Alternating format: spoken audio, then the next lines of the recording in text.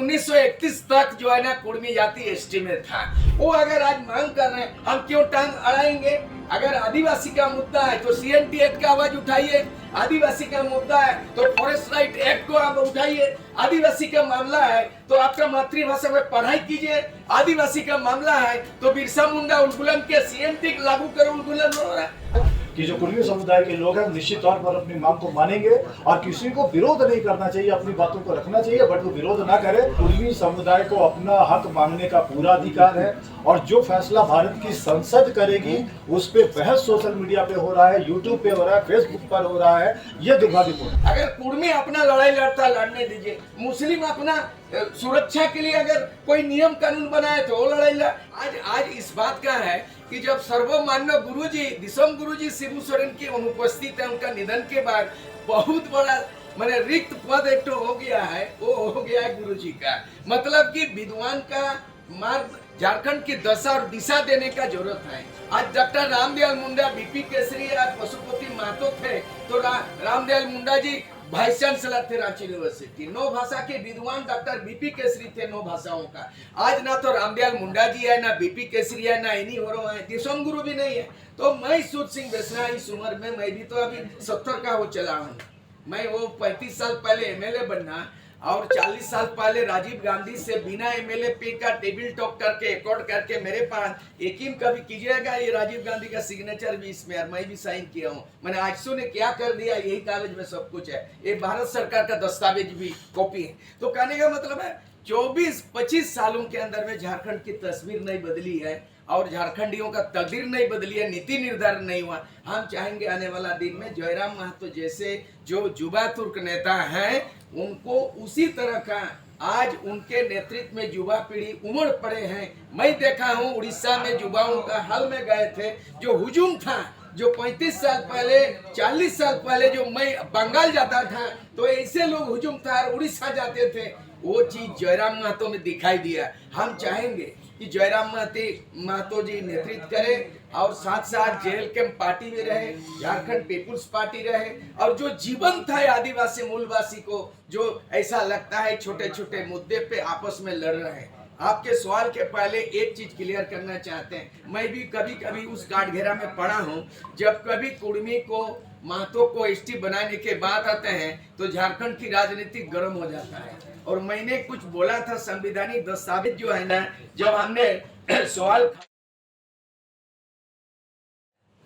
जिंदाबाद के जगह में मैं पहली बार अपने जीवन में मुर्दाबाद भी सुना हूँ, बहुत पुतला जला दिया गया। मैं आदिवासियों से ये कहना चाहूंगा कि भारत का संविधान में आर्टिकल 340 में ओबीसी को होना है, ओबीसी से हटेगा, एक पार्लियामेंट तय करेगा, केंद्र सरकार तय करेगा।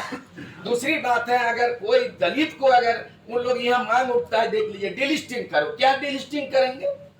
जब तक भारत का संविधान में 342 रहेगा, आदिवासियों की सूची में कौन हटेगा कौन जुड़ेगा, ये आप और हम और कोई भी बंदा स्टेट गवर्नमेंट कुछ नहीं कर सकता। जो उसके लिए पार्लियामेंट है, लोकसभा राज्यसभा है और उसमें कैबिनेट फैसला करेंगे। इसलिए ये जो बेमतलब का बात की उसका विरोध करेंगे।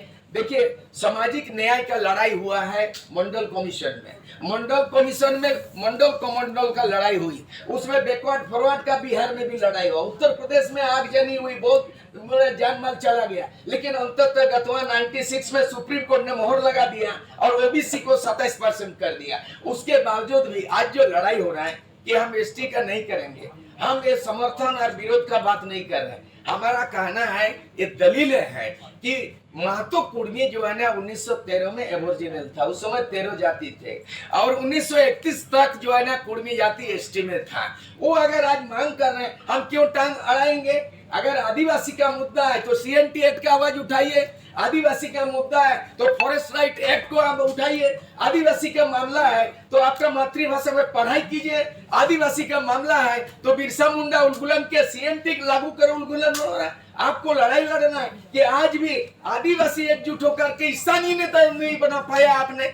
आप भी रिम्स में राजनीति हो रहा है, रिम्स चुप को लेके आप वो लड़ाई लड़िए। अगर कुर्मी अपना लड़ाई लड़ता लड़ने दीजिए, मुस्लिम अपना सुरक्षा के लिए अगर कोई नियम कानून बनाए तो वो लड़ाई लड़, ईसाई अगर अपना है तो अपना लड़, लेकिन ये ईसाई नॉन ईसाई आदिवासी में डिलिस्टिंग का हो रहा है। तो हमारा कहना है कि बृहद झारखंड का लड़ाई लड़िए, CNT एक्ट के तहत जमीन बचाइए, फॉरेस्ट राइट के तहत जंगल बचाइए, अपना संस्कृति भाषा के तहत मातृभाषा में पढ़िए, KG to PG पढ़ाइए। मतलब ये वर्तमान झारखंड बिहार का पार्ट 2 है। आप सर चाह रहे हैं कि जो पूर्वी समुदाय है उसको ST शामिल कर दिया जाए? मैं चाहूंगा कुछ नहीं होगा। TRI किसी भी स्टेट में ट्राइबल रिसर्च इंस्टीट्यूट उसके रिकमेंड के आधार पर ट्राइबल कमीशन केंद्र में सिफारिश करेगा, फिर कैबिनेट होगा। ये जान जाना चाहिए कि राज्य सरकार के अनुशंसा के बाद भी किसी जाति को ST SC OBC नहीं मिलता है। उस मामले पर एक बात जो अभी सर इलैबोरेट कर रहे थे, हम उसमें ऐड ऑन करना चाहेंगे कि पिछले 3-4 दिनों से जो कुछ भी झारखंड के अंदर हो रहा है कि रेल टेका को लेकर के और जिस ढंग से कुर्मी समुदाय को लेकर के टीका टिप्पणी हो रहा है, ये दुर्भाग्यपूर्ण है। और हम लोग ये मान करके चलते हैं कि कुर्मी समुदाय को अपना हक मांगने का पूरा अधिकार है और जो फैसला भारत की संसद करेगी उस पे बहस सोशल मीडिया पे हो रहा है, यूट्यूब पे हो रहा है, फेसबुक पर हो रहा है, ये दुर्भाग्यपूर्ण है। जब फैसला संसद को करना है, फैसला यूट्यूब पे नहीं होगा, फैसला फेसबुक पे नहीं होगा, तो लोग अपना टाइम पास कर रहे हैं। पार्टी का स्टैंड साफ है कि जो कुर्मी समुदाय के लोग हैं निश्चित तौर पर अपनी मांग को मानेंगे और किसी को विरोध नहीं करना चाहिए, अपनी बातों को रखना चाहिए, बट वो विरोध ना करे। फैसला इस मामले पर भारत की संसद को करना है और संसद की तरफ लोगों को देखना है। अब वहां पर राजनीति किस तरफ जाएगी, कौन क्या करेगा नहीं करेगा तो समय बताएगा, लेकिन सोशल मीडिया पर टाइम पास करना और लोगों को मसाला उपलब्ध करवा देना हमको लग रहा है कि ये चीज ठीक नहीं है, ये दुर्भाग्यपूर्ण है। एक डॉक्यूमेंट झारखंड अलग करने के लिए बहुत सारी शक्तियों ने, बहुत सारे लोगों ने, बहुत सारी जातियों ने, बहुत सारे समुदाय ने कुर्बानी दी है। तो जब मिल के लड़े हैं तो मिल के बढ़ेंगे। ये जो विभेद हो रहा है और जो विभेद करवाने की जो कोशिश की जा रही है, कहीं ना कहीं माफी चाहते हुए मैं एक बात कहना चाहता हूँ कि TRP इज नॉट एवरीथिंग। तो TRP के चक्कर में इस मामले को बहुत ज्यादा तूल देना ठीक नहीं। और मैं आपके बीच में झारखंड की राजधानी में ये बहुत जिम्मेवारी के साथ कहता हूँ कि जिस ढंग से डिमांड किया जा रहा है, संसद को इस पे विचार करना है। भारत की संसद जिस विषय पर विचार करेगी उसको मीडिया ट्रायल में डालना और लोगों के बीच में विभेद पैदा करना हमको लग रहा है ये गैर जिम्मेदाराना है। लोगों को इससे परहेज करनी चाहिए। भगत जी का सवाल आएगा यहाँ पे, तो निशा भगत जी इसके पहले भी क्रिश्चियन कम्युनिटी को लेकर के कुछ कह रही थी, उसको लेकर के बहुत सारी बातें सोशल मीडिया पर है। अगर मीडिया ट्रायल हो रहा है तो आप सुन लीजिए सोशल मीडिया से ही, तो आप उसको लेकर के क्या परसेप्शन बना रहे हैं आप लोग। लेकिन जिस लहजे में निशा भगत जी बात करती हैं, बहुत सम्मानित महिला है। हम लोग चूंकि पार्टी के सीनियर मेंबर है, कभी भी हम लोगों की तरफ से कभी नहीं देखे हो कि हम लोगों ने अपभ्रंशित भाषा का इस्तेमाल किया या किसी को कोई ऐसा बात कहा हो जिससे लगे कि उनको ईगो को ठेस हो या उनके सम्मान में ठेस पहुंचा हो। बट निशा भगत जी जिस लहजे में बात करती है, लहजे पर एतराज है। और किसी को चैलेंजिंग टोन में बात करना हमको नहीं लगता है कि सभ्य समाज में ये शोभनीय है, ऐसा नहीं करना चाहिए था। आप उभरती हुई एक आदिवासी चेहरा है, हम लोगों ने भी मंच दिया, आपका बहुत सम्मान है। आपका चेहरा बनाने में पार्टी ने सहयोग किया था, आपका तलखी पार्टी को खल रहा है, ये चीज ठीक नहीं हुआ। लेकिन जिस ढंग से आपने कुर्मी समुदाय को लेकर के स्ट्रेट फॉरवर्ड, ये जाति धर्म का झगड़ा, हम तो बोल रहे हैं कि ये जाति धर्म के झगड़े में एक दिन दुनिया शमशान हो जाएगा। इसलिए इनसे बाहर निकलिए, प्रोग्रेसिव माइंडसेट के साथ हम लोग रिपोर्टिंग भी करें और प्रोग्रेसिव माइंडसेट के साथ नेता कमेंट भी करें, स्टेटमेंट भी दें। गैर जिम्मेदाराना हरकत के लिए कहीं जगह नहीं होना चाहिए। कुछ लोग इस बात को तूल दे रहे हैं, ये दुर्भाग्यपूर्ण है, इससे परहेज करें।